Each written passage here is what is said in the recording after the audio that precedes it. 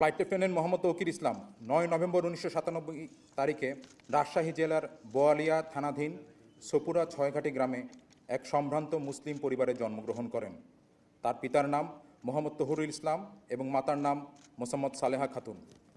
এই মেধাবী কর্মকর্তা ২০১৪ সালে পাবনা ক্যাডেট কলেজ হতে এসএসসি ও ২০১৬ সালে একই কলেজ থেকে এইচএসসি পরীক্ষায় সফলতার সাথে উত্তীর্ণ হন। তিনি ২০২০ সালে Bangladesh university of professionals BUP থেকে বিএসসি অ্যারোনটিক্স ডিগ্রি অর্জন করেন। কর্মকর্তা ২২ ডিসেম্বর ২০১৬ তারিখে বাংলাদেশ বিমান বাহিনী একাডেমিতে যোগদান করেন এবং সফলতার সাথে প্রশিক্ষণ শেষে ১ ডিসেম্বর ২০১৯ তারিখে জিডিপি শাখায় কমিশন লাভ করেন।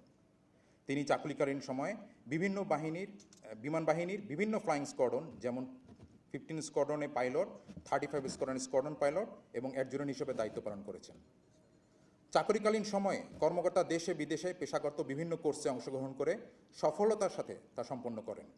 তিনি বাংলাদেশ বিমান বাহিনীর 11 স্কোয়াড্রন হতে বেসিক ফ্লাইং ট্রেনিং, 15 স্কোয়াড্রন হতে basic jet and fighter conversion course, aeromedical institute হতে ফিজিওলজিক্যাল ট্রেনিং কোর্স এবং physiological indoctrination course, school of security and intelligence হতে officers basic air intelligence course, Bogura radar unit হতে electronic air warfare course, school of physical fitness হতে watermanship course ও বিমান বাহিনী academy হতে potential flight commander course কৃতিত্বের সাথে সম্পন্ন করেন।